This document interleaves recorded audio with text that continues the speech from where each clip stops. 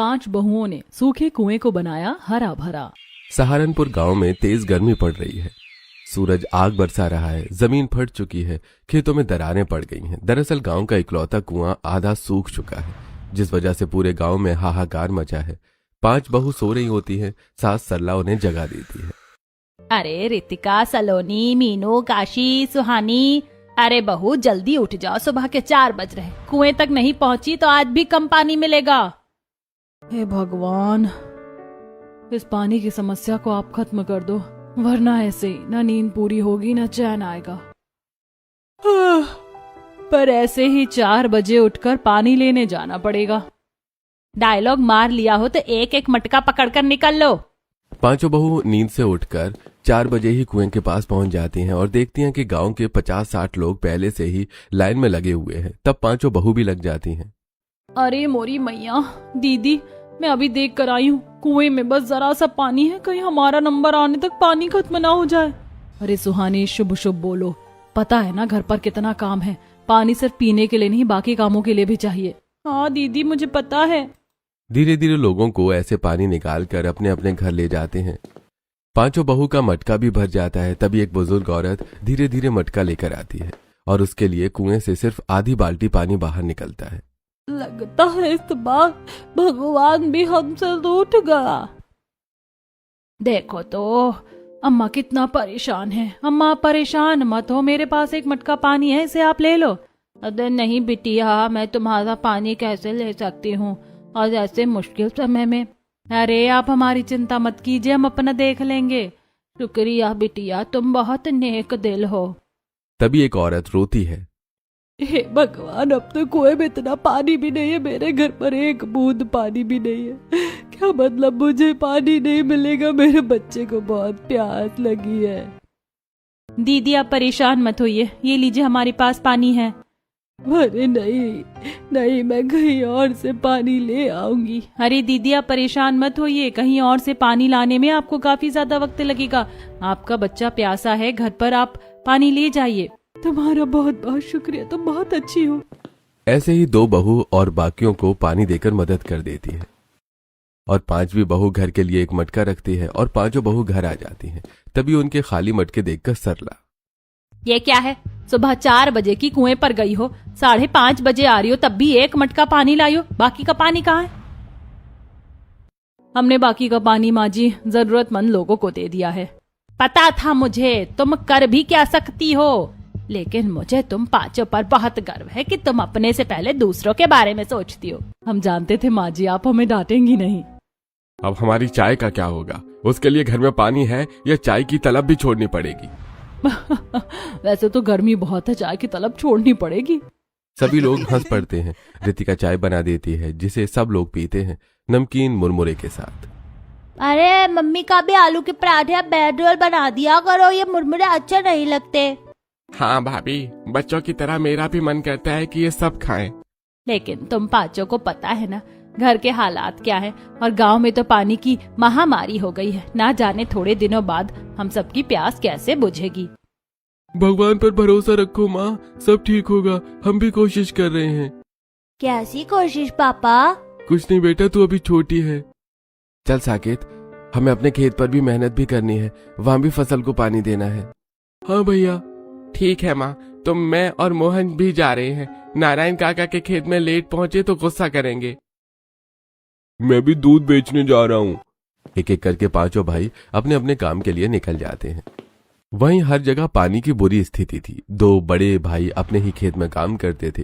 किसी के handpump tubewell से पानी लाकर खेत में डाल देते हैं, वहीं दोनों भाई भी वहीं करते हैं। भैया 1-2 हफ्ते पानी नहीं मिला तो सब खत्म हो जाएगा।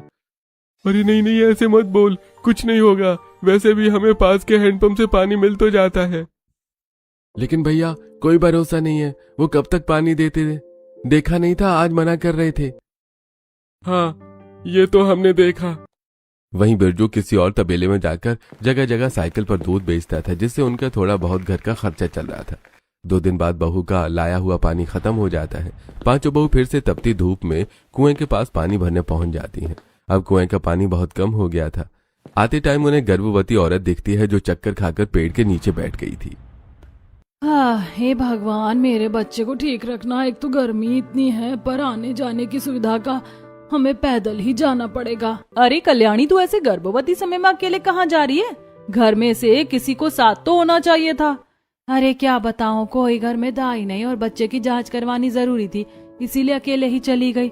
बस सिर घूम रहा है तो बैठ गई। अरे तो पानी पी ले, इतनी गर्मी में ऐसे तुझे प्यासा नहीं रहना चाहिए। और क्या दीदी, लो पानी पियो। सुहानी पानी पिलाकर उसकी प्यास बुझाती है और थोड़े चेहरे पर भी कुएं का ठंडा पानी डालती है, जिससे उसे बेहतर महसूस होता है। ये देखकर गांव की औरतें, ओहो, मुझे तो समझ नहीं आता, तुम पांचों बहू का खुद के घर में पानी नहीं है, फिर भी सबकी मदद करती हो। पानी कैसे लाओगी वापस इतना दूर जाकर? आंटी जी, जान है तो जहान है। प्यास किसी की भी हो, दर्द तो सबका एक जैसा ही होता है ना। तो हम कैसे नजरअंदाज कर सकते हैं कि उन्हें पानी ना दे? देखा कितनी समझदार है मीनू बहू, बल्कि पांचों। सो तो है। ऐसे ही पांचों बहुएं हर जरूरतमंद इंसान की मदद करती थीं। शाम को पांचों बहू फिर कुएं के पास पहुंचती हैं तो देखती हैं कि गांव वाले आपस में लड़ रहे हैं। अरे ये मेरा पानी दे रही, हिम्मत कैसे हुई लेने की? अरे ऐसे कैसे तू पानी ले सकती है? इससे पहले भी तू 2 बाल्टी ले जा चुकी है, पर तूने मेरा पानी भी गिरा दिया। पता है ना पानी की कीमत क्या है? अच्छा, अब तू सिखाएगी मुझे। दोनों आपस में एक दूसरे को धक्का देती हैं। धक्का देने के बाद इतनी बढ़ जाती है कि बात मारपीट तक आने लगती है। दोनों मारपीट करने लगती हैं। दोनों औरतों को सिर पर चोट आई है। इतने में पांचों बहू बीच में आकर उन्हें अलग करती हैं। अरे पागल हो गए हो क्या आप सब लोग, जो तमाशा देख रहे हो? और आप दोनों भी पानी के पीछे लड़ रही हो, जब पता है पूरे गांव में पानी की कमी आ गई है, फिर भी आप पानी बर्बाद कर रहे हो। अरे पानी ना होने की वजह से कितने लोग परेशान हैं, पशु पक्षी भी परेशान हैं। देखिए, इस वक्त हम सब गांव वालों को एकजुट होना पड़ेगा, एक दूसरे की परेशानी को समझना होगा। सही बोला तूने बहू, काश ये बात ये भी समझे। और क्या, इस वक्त हमें समझदारी से काम लेना पड़ेगा। आज 2 बूंद पानी है, कल वो भी नहीं हुआ तो फिर से एक दूसरे को मारोगे। यही तो अग्नि परीक्षा है काकी। चलो और एक दूसरे से माफी मांग लो आप दोनों। सॉरी, मेरी तरफ से भी सॉरी। तब गांव वाले उनकी मरहम पट्टी करते हैं। 4 दिन बीतते हैं। गांव वाले पानी की वजह से अब ज्यादा परेशान होने लगते हैं। पानी बिल्कुल सूख चुका था। लोग सिर्फ पानी पीने के लिए नहीं बल्कि मामूली काम, कपड़े और बर्तन धोने के लिए भी तरस रहे थे। पांचों बहुओं के घर में भी पानी नहीं था। सलोनी चावल का पानी निकाल ही रही होती है कि इतने में 5वीं बहू सुहानी एक बर्तन लाकर रख देती है। अरे ये क्या कर रही हो सुहानी तुम? दीदी, आपको तो पता है पानी नहीं है, इस चावल के पानी को बेकार क्यों करना है? इससे बर्तन धुल जाएंगे। अरे वाह, तुमने तो दिमाग लगा लिया। बिल्कुल भी पानी नहीं है, कम पानी से नहा कर भी चिपचिपा लगता है, ऊपर से गर्मी लगती है। अब तो ऐसे ही पानी का इस्तेमाल करना पड़ेगा। मुकेश काका की ट्यूबवेल से पानी लाना पड़ेगा, लेकिन समस्या ये है पीने का पानी आए तो आए कहाँ से? सही में इस पानी ने अच्छा दिमाग खराब कर दिया सबका। अरे दीदी, कितने कपड़े इकट्ठे हो गए, ये भी साफ कपड़े मांग रहे हैं। चलो ट्यूबवेल से पानी लेने चलो। मम्मी, मैं नंदू भैया के साथ बाहर खेलने जा रही हूँ। अरे बेटा, बाहर बहुत धूप है, अभी मत जाओ, बीमार पड़ जाओगे। मैं छाँव में खेलूंगी भैया के साथ। ठीक है, आराम से जाना। तब दोनों बच्चे बाहर खेलने चले जाते हैं और छांव की जगह में धूप में खेलते हैं। वहीं पांचों बहू ट्यूबवेल से पानी ले आती हैं, जिससे वो अपने कपड़े और बाकी का काम से सफाई कर लेती हैं। गर्मी से बुरा हाल था और घर में खाने के लिए भी सामान कम था। तभी नंदू चक्कर खाकर बेहोश हो जाता है और काफी देर तक होश में नहीं आता। जैसी पड़ोसन कुंती सरला को बताती है, पांचों बहुएं भी भागती हुई पहुंचती हैं। हे भगवान, मेरा बच्चा नंदू, नंदू होश में आओ। अरे कोई पानी तो लाओ थोड़ा। नंदू मेरे बच्चे उठ जा। हे भगवान, इसको क्या हो गया? रानी, ये बेहोश कैसे हो गया? मुझे नहीं पता चला चाची, पर भैया बहुत देर से धूप में खेल रहे थे। मैं तो कीर्ति के साथ घर में गुड़िया गुड़िया खेल रही थी, भैया डंडा के साथ खेल रहे थे, तभी बेहोश हुए। बेटा, तूने अपने भैया को मना क्यों नहीं किया? हमें डॉक्टर के पास ले जाना होगा। रितिका अपने बच्चों को नजदीकी डॉक्टर के पास ले जाती है, जहाँ डॉक्टर चेकअप करके कहता है, देखिए, यह बच्चा डिहाइड्रेशन का शिकार हुआ है। साफ पानी नहीं मिलेगा तो हालत बिगड़ सकती है, और आप तो जानते हैं कि गर्मी कितनी है, तो आपको अपनी खुद भी ज्यादा पानी पीना चाहिए और पिलाना चाहिए। अब पानी आए तो आए कैसे? डॉक्टर साहब, गांव में हर तरफ पानी का अकाल पड़ चुका है। बिना पानी के जमीन बंजर हो गई है, सूख कर धरती फटने लगी है। बाकी काम के लिए भी पानी बड़ी मुश्किल से मिल रहा है। देखिए, इसमें तो मैं कुछ नहीं कर सकता, लेकिन हाँ इतना बता सकता हूँ कि आपके पूरे गांव वालों को पानी पीने की सख्त जरूरत है, वरना हालत ज्यादा गंभीर होने पर मौत भी हो सकती है। कुछ नहीं तो नमक चीनी का घोल तो जरूर पीजिए। हाँ बहू, डॉक्टर साहब सही बोल रहे हैं। ठीक है डॉक्टर साहब। इंजेक्शन और दवाई देने के बाद नंदू थोड़ा ठीक होता है। घर वाले उसे घर ले जाते हैं, बच्चे का ख्याल रखते हैं, उसे नींबू पानी पिलाते हैं। वहीं सूखे कुआं के पास जंगल भी था जहां कुछ जानवर पानी पीने आते हैं। प्यास के कारण जानवर भी धीरे धीरे मरने लगते हैं। गांव वालों के एक बछड़ा और बंदर मिलता है। उसे देखकर गांव वाले बहुत परेशान होते हैं और उन्हें मिट्टी में दबा देते हैं। ये भगवान, कब तक ऐसा ही चलता रहेगा? अब तो इस कुएं की वजह से ना इस गांव में पक्षियां चहचहाने आती और अब धीरे धीरे हमारे जंगल के जानवर भी प्यासे मर रहे। अरे कोई क्यों नहीं देखता है? अरे पता नहीं सरकार क्या कर रही है और मुखिया जी भी नहीं सुन रहे हैं। अरे ऐसे तो गांव में एक एक करके पानी की वजह से मौत होने लगेंगी। सुना है रितिका का लड़का भी बेहोश हो गया था। सिर्फ रितिका का लड़का नहीं, आसपास के बच्चों के भी ना पानी पीने की वजह से हालत खराब है और आसपास से जो पानी मिल रहा है वो पीने लायक नहीं है। बाकी 3 बहुएं ये बात सुनकर काफी ज्यादा चिंतित हो जाती हैं। वहीं दोनों भाई जो गर्मी में अपने खेत में काम कर रहे थे, उनकी सारी फसल सूख कर मर जाती है। भाई ये क्या हो गया? एकदम से वक्त बदल गया, जज्बात बदल गया। अरे अच्छा मोए मोए हो गया। अब घर कैसे चलेगा? हमारे पास और पैसे नहीं हैं और इसे खेत में लगाने के लिए। अब कुछ नहीं हो सकता हमारा। दूसरी तरफ राजू और मोहन जो दूसरों के खेत में काम कर रहे थे, उनकी खेती भी बिना पानी के खराब होने लगती है। घर जाने से पहले वो मालिक से पैसे मांगते हैं। सेठ जी, अगर आज थोड़े से एडवांस पैसे मिल जाते तो अच्छा होता। सेठ जी, हमारे पास घर चलाने के लिए बिल्कुल भी पैसे नहीं है और तनख्वाह भी तो होने वाली है। हाँ, तो जब मेरे घर का पानी खर्चा नहीं चल रहा तो मेरे भी खेत में कुछ नहीं आएगा तो मैं तुमको कहां से पैसे दे दूं? ये दिक्कत तो शुरू से ही नहीं थी ना, इसीलिए अभी तो मेरे पास मत आना। मैं तुम्हें और काम के पैसे नहीं दे पाऊंगा। ये लो 100 रुपए। सेठ उन दोनों को 100-200 रुपए देकर काम से निकाल देता है। वहीं बिरजू की नौकरी भी पानी न होने की वजह से छूट गई थी, क्योंकि उसके मालिक की गाय न ठीक से खा रही थी न दूध दे रही थी। घर पर जैसे ही 2 भाई अपने काम न करने की बात बताते हैं तो बाकी 3 भाई भी बोल पड़ते हैं। घर में ये हालात है और वहाँ काम बंद हो गया है पानी की वजह से। हाँ मीनू, हर जगह त्राही त्राही मचा हुआ है। माँ, हम तो जो इतने दिन से मेहनत कर रहे थे, हमारी मेहनत भी सूखी पड़ गई, सारी फसल बर्बाद हो गई। अब कुछ नहीं हो सकता, बहुत नुकसान हो गया। समझ नहीं आ रहा है कैसे भरपाई होगी। मुझे तो खुद टेंशन हो रही है। भाई साहब, डॉक्टर ने तो बोला सबको पानी पीना चाहिए, नहीं तो तबीयत बिगड़ जाएगी।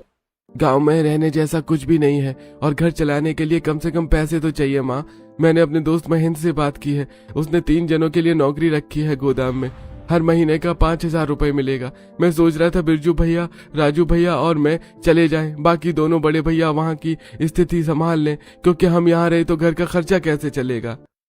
बात तो सही है, घर का खर्च चलाने के लिए भी पैसे चाहिए। तुम चिंता मत करो, पानी वगैरह का हम देख लेंगे। तुम बाहर काम कर लो, कहीं से तो पैसे घर में आए। ये बहुत अच्छा फैसला किया देवर जी आपने। अगले दिन तीनों देवर गांव से बाहर शहर में काम करने के लिए रवाना हो जाते हैं। गांव में पानी की इतनी कमी होती है कि मीनू बहू रात को अपने मटके के पास सोती है। अरे बहू, ये तू मटका पकड़ कर क्यों सो रही है? पागल है। अरे माँ जी, पता तो है आपको गांव में पानी नहीं है। कल मुझे शरबत पीनी है, मैं अपने पानी का मटका किसी को नहीं दे सकती, इसीलिए पकड़ के सो रही हूँ। ऐसा ना हो मीनू के जितने शिद्दत से मटका पकड़कर सो रही हो, हाथ कट जाए और सुबह पानी भी ना मिले। हाँ दीदी, तुम सब हंसना बंद करोगे? अब मुझे सोने दो और खुद भी सो जाओ। सब सो जाते हैं। मीनू सुबह उठती है तो अपना मटका आधा खाली पाती है। किसने मेरा पानी चुराया? मुझे पता था तुम लोग चोर हो। हम तेरा पानी क्यों लेंगे? एक मटका और है अंदर अभी। किसी ने तो लिया है, जरूर नंदू के बच्चे ने लिया होगा ना। सच बता नंदू। अरे नहीं नहीं चाची, मैंने आपका पानी नहीं पिया। अरे जब किसी ने भी नहीं लिया तो कौन पी गया? तभी सामने वाले पड़ोसन की बकरी मैं करती हुई आती है और मीनू के मटके में मुंह मार देती है। ओहो, तो फिर से यहाँ आकर पानी पी रही है? मैंने तेरा पानी वहाँ पर रखा तो है, मेरी बकरी भी ना। मटके के पास उसके मुंह के निशान दिखाई देते हैं। सब लोग हंसने लगते हैं। मीनू दीदी, इंसानों ने नहीं, बकरी ने आपका पानी पी लिया। यहीं सोते समय पार्टी करके गई है। हे बकरी तेरी तो, मुझे गर्मी की वजह से बाहर सोना ही नहीं चाहिए था। सब लोग हंसते हैं, अपना काम करने लगते हैं। वहीं पानी की किल्लत दिन पर दिन बढ़ती जा रही थी। लोग बीमार पड़ रहे थे, लड़ाइयां हो रही थी। 5 बहू को जब जानवरों के बारे में पता चलता है तो बहुत बुरा लगता है। वो 5 सूखे कुएं के पास आ गई थी, जहां आसपास की हरियाली भी मुरझा गई थी। बाप रे दीदी, बहुत नुकसान हो रहा है। कुएं से पानी क्या सूखा, यहाँ की जमीन भी खराब हो गई। देखो ना, ये पेड़ पहले कितना चहचहाता था, अब कैसे सूख गया है। वही तो, ये बेल देखो, इसके फूल भी टूट कर गिर गए। पानी नहीं मिलेगा तो पशु पक्षी, हम इंसान क्या, पेड़ पौधे भी जीवित नहीं रह सकते। अब तो मुखिया जी से बात करनी होगी। 5 बहू मुखिया जी के पास जाती हैं। प्रणाम मुखिया जी, मैं सरला जी की बड़ी बहू हूँ। आप तो गांव के पानी की समस्या से अनजान नहीं है, तो कुछ करते क्यों नहीं है। सिर्फ इंसान नहीं, पशु पक्षी और प्रकृति पर भी असर पड़ रहा है। आप सरकार से बात कीजिए। मैं सरकार से क्या बात करूं? ये बात तो जनता को करनी चाहिए। मैं गया था, मेरी सुनवाई नहीं हुई, तुम भी देख लो। ठीक है, मजिस्ट्रेट वहीं मिलेंगे ना, गांव के बाहर के कार्यालय में। 5 बहुएं सरकारी दफ्तर जाती हैं, अपनी शिकायत पेश करती हैं, लेकिन कोई सुनवाई नहीं होती। बार बार चक्कर कटवाए जाते हैं और फिर गांव की महिलाएं भी गाड़ी लेकर बाहर आकर मोर्चा करती हैं, लेकिन झूठे वादे करके सरकारी लोग टरका देते हैं। बेटा, ये लोग बस हमसे चक्कर कटवाते रहेंगे यहाँ का, और हमारे बच्चे जो बीमार पड़ रहे हैं, घर में पानी नहीं है उसका क्या। यहाँ तक पैदल आते आते गला सूख जाता है, पैर अलग जल जाते हैं। और इस गांव में कुछ नहीं होने वाला, एक दिन सहारनपुर वालों का नाम गायब ही हो जाएगा, सब मर जाएंगे, पर इन सरकारी अधिकारी लोगों को फर्क थोड़ी पड़ेगा। हम ऐसा नहीं होने देंगे, अब हमें कुछ करना होगा। देखें तो पानी क्यों नहीं आ रहा है सूखे कुएं में। धूप से परेशान होकर औरतें घर लौट आती हैं और सरला रोटी सब्जी बनाकर खिलाती है। माँ, ये अच्छा नहीं लग रहा है। बेटा, ऐसे जिद नहीं करते, तेरी तबीयत ठीक नहीं, पूरा पूरा खाना पड़ेगा। तुझे देखकर रानी भी नहीं खाएगी तो बीमार पड़ जाएगी। खा लो भैया, ठीक है। माँ जी, हम सरकारी ऑफिस से आ तो गए थे जल्दी, आपने खाना क्यों बनाया। अरे बेटा, 10-12 रोटी डालने में, सब्जी बनाने में कितना टाइम लगता है। तुम 5 की 5 वैसे ही मेहनत कर रही हो, अब खाना भी तुमसे बनवाऊंगी क्या। मुझे तुम 5 पर गर्व है कि तुम बुरे समय में पूरे गांव वालों के साथ खड़ी हो। शुक्रिया माँ जी। तब 5 बहू सरला के साथ मिलकर खाना खाती हैं। दोस्तों, अगर आपके गांव में पानी की इतनी बड़ी समस्या हो तो आप क्या करेंगे? गांव छोड़कर चले जाएंगे या 5 बहू की तरह डटकर मुश्किल का सामना करेंगे? खैर, 5 बहू सूखे कुएं में उतरती हैं, जहां लंबी सीढ़ियों से नीचे आना होता है। दीदी, आपको नहीं लगता हमें यहाँ नहीं आना चाहिए था? आते नहीं तो काशी पता कैसे चलेगा कि कुएं का पानी सूख कैसे गया। लोग तो बोल रहे थे बारिश कम हुई इसलिए पानी नहीं है। ये देखो, कुएं की दरारों से जो छोटे छोटे पौधे निकल रहे हैं वो तक सूख गए हैं। पानी का प्रभाव काफी लंबे समय से यहाँ कम हो गया है। मुझे तो लगता है दीदी, हमें पता करना चाहिए ये पानी आता कहाँ से है कुएं में, और ये बात सिर्फ हमें वही बूढ़ी दादी बता सकती हैं। तो चलो उनके पास। 5 बहू उसी बूढ़ी दादी के पास जाती हैं जिन्होंने उनकी सुबह 4 बजे पानी देकर मदद की थी। दादी, एक बात तो बताओ, ये कुआं बहुत पुराना है, आप इसके बारे में जानती होंगी, ये पानी कैसे आता है? मीनू की बात सुनकर दादी पुराने संदूक से नक्शा लेकर आती हैं। ये देखो बेटा, मेरी नजरें तो कमजोर है, लेकिन तुम देख लेना, इस कुएं का पानी पास की नदी से आता है, जो कि दूसरे गांव में भी जाता है। कुछ 4-5 किलोमीटर पड़ेगा, तुम्हें जाने का कोई साधन नहीं है। इतनी गर्मी में पैर जल जाएंगे। अब तो दादी, जो भी हो, हमें ही पता करना पड़ेगा कि पानी आ क्यों नहीं रहा है। अगर नदी से जुड़ा है तो अभी तो नदी बह रही है, नदी थोड़ी सूखी है। मतलब पानी कहीं रास्ते में रुक रहा है। शुक्रिया दादी, हम चलते हैं। 5 बहू के मन में शक पैदा होती है। आज तो शाम हो गई थी। अगले दिन 5 बहू 12 बजे की चिलचिलाती धूप में उस नदी पर पहुंचने के लिए निकल गई थी। चलते चलते उनको प्यास लगती है, उनकी बोतल का पानी भी खत्म हो जाता है। अरे मोरी मैया, दीदी पैर दर्द हो रहा है, गला अलग सूख रहा है। डर सबको लगता है, गला सबका सूखता है। डर हैसियत से नहीं, हिम्मत देखता है। तो ड्यू उठाओ, हिम्मत का घूंट लगाओ, क्योंकि डर के आगे जीत है। इस जंगल में पानी तो नसीब नहीं हो रहा, तेरे को माउंटेन ड्यू पीना है। बेटा, शेर आया तो तुझे ये आगे फेंक दूंगी। सॉरी दीदी, सॉरी, गलती से मुंह से निकल गई। अरे तुम लोग चलोगे? अभी नदी पर पहुंचने में 1 घंटा और बाकी है। मैप देखकर 5 बहू नदी पर पहुंचती हैं। ठीक है दीदी, आधा रास्ता तो गायब है। जहाँ पहले नाल, तापमान, झाड़ियाँ और मिट्टी का ढेर पड़ा है, ऐसा कैसे हो सकता है? दीदी, ये सब देखकर भी अब आपको ऐसा नहीं लग रहा रास्ता खुद से नहीं मिटा, किसी ने बंद किया है, तभी तो हमारे गांव में पानी नहीं आ रहा। जरूरी है दूसरे गांव वालों की चाल है। देखो ना, इनके पेड़ पौधे तो हरे भरे। चलो मुखिया जी को बुलाते हैं। कुछ ही देर में पांचों बहू अपने मुखिया को बुलाकर लाती हैं और बंद रास्ता दिखाती हैं। फिर वो सब दूसरे गांव के मुखिया हरिराम के पास जाते हैं। क्यों भैया, तुम्हारे अकेले का गांव है, तुम लोग ही पानी पियोगे, सारा पानी खींच लिया है, हमें जरूरत नहीं है क्या? ये क्या बकवास है, मैं तो तुम लोगों के पास आने ही वाला था, बल्कि तुम हमारे साथ ऐसा कर रहे हो और खुद शिकायत करने चले आए। अरे हमारे किसान कितना परेशान है, ये तो देख लो। इतना अनजान मत बनो, चोरी तुमने की है, हमारा कुआं पूरा सूख गया है, 1.5-2 महीने से पानी के लिए सब तरस रहे हैं। हमें कुछ नहीं किया, हमारे किसान खुद परेशान है, चाहे तो देख लो। दोनों मुखिया लड़ाई करने लगते हैं। तभी सुहानी एक मटका लाकर फोड़ देती है, जिससे वो दोनों शांत हो जाते हैं। बताओ, आप दोनों इतने बड़े हैं, बात सुनने के लिए तैयार ही नहीं है, तो मुझे ऐसा करना पड़ा। वही तो सोचने वाली बात है, अगर पानी आपके गांव में भी नहीं पहुंच रहा तो पानी जा कहाँ रहा है, और ऐसा किसने किया है? सच में ये तो हमने भी नहीं सोचा। दीदी, मेरे पास तरकीब है। नदी का पानी कोई तो इस्तेमाल कर रहा है, हम देखते हैं वो पानी कहाँ जा रहा है। काशी के पीछे चलते हैं। वो पास से लाल फूल उठाकर नदी में प्रवाहित कर देती है और उसका पीछा करती है कि ये फूलों की पंखुड़ियां जा कहाँ रही हैं। तभी सब लोग देखते हैं कि अचानक से फूलों की पंखुड़ियां गायब हो गईं और वो फूलों की पंखुड़ियां एक लालची ठेकेदार के अस्थायी बांध में जा गिरती हैं, जिसने ईंट भट्टे के लिए ज्यादा पानी जमा किया हुआ था। पानी को मिट्टी और पत्थरों से बंद करवाया था। सुरेंद्र, तूने हमसे झूठ बोला कि ये बांध तू हमारे फायदे के लिए बनवा रहा है, हमें तो पता ही नहीं चला, इसकी वजह से ही हमें पानी नहीं मिला। देखा, लालची ठेकेदार की वजह से 2 गांव को पानी के लिए तरसना पड़ गया और सारा पानी खुद गर्मी में इस्तेमाल कर रहा है। इसकी तो अच्छे से मरम्मत होनी चाहिए। अरे नहीं नहीं, मुझे छोड़ दो, मुझे माफ कर दो। मुझे तो लगता है लोगों को परेशान किया है तो लोगों को ही सजा देनी चाहिए। कितने जानवर मर गए, पक्षियां परेशान हुई, हमारे बच्चे बीमार हुए, लोग बूंद बूंद के लिए तरस गए। हाँ हाँ, हम इसे नहीं छोड़ेंगे। बहुएं मुखिया के फोन से वीडियो बनाती हैं और पूरी पब्लिक टूट पड़ती है। ठेकेदार उसके मजदूरों को मारते हैं, जिनसे उनकी हालत बुरी हो जाती है और पंचायत में उसे सजा सुनाई जाती है। दरोगा उसे ले जाता है। तब पांचों बहुएं इकट्ठा होकर, देखिए गांव वालों, अभी आधी समस्या का समाधान हुआ है। दोनों गांव में अभी पानी पहुंचाना बाकी है।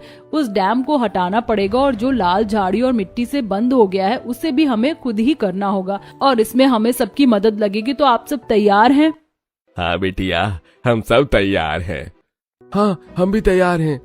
दोनों गांव के लोग, दोनों बड़ी बहू के पति भी उस अवैध डैम और नाले को, झाड़ियों को हटाने में जुट जाते हैं। पूरे 5 दिन बीत जाते हैं, तब जाकर वो नाला साफ होता है, झाड़ियां हटती हैं और अवैध डैम को भी हटाया जाता है और छोटी नई जल नहर बनाई जाती है जो कुएं तक पहुंचती है। दोनों गांव वाले खुश हो जाते हैं। ये दीदी, हमने कर दिखाया, आखिर गांव में पानी आ ही गया। देखो तो पानी कैसे बह रहा है हमारे गांव में जाने के लिए।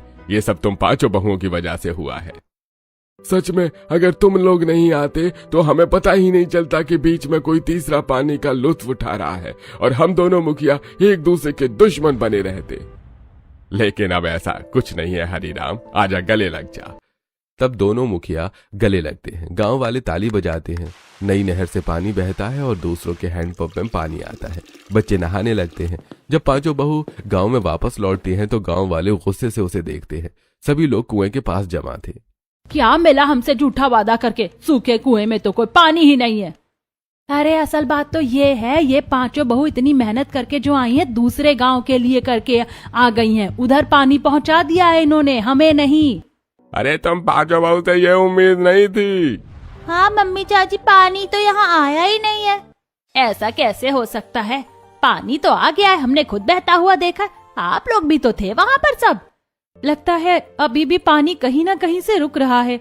कुएं के अंदर जाना ही पड़ेगा। चलो दीदी, अगर कुएं में कुछ अटक रहा है तो उसे भी निकाल देंगे। तुम पांचों पागल मत बनो, कुएं की गहराई अच्छी है, तुम नीचे नहीं जा सकती। मैं यहाँ के मर्दों को भेज देता हूँ। मुकेश, मनोहर, शांतनु, तुम नीचे उतरो।